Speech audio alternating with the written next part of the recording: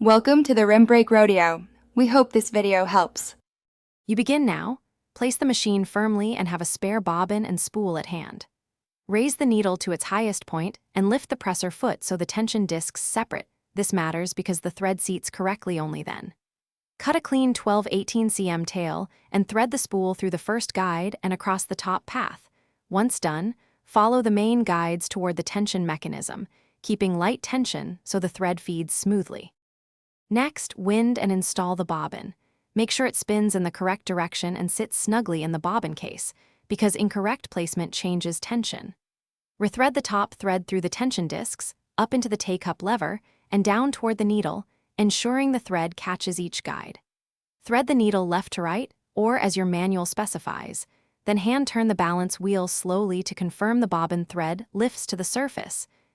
Finish by lowering the presser foot and holding both thread tails about 5/8 cm behind the needle. This prevents snarls when you start. Turn the wheel by hand and sew a 10-15 cm scrap piece.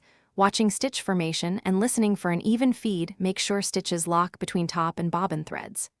If stitches skip or bunch, stop. Rethread both the top and bobbin. Check that the needle is the right type and fully inserted. Then try again. Thanks for watching.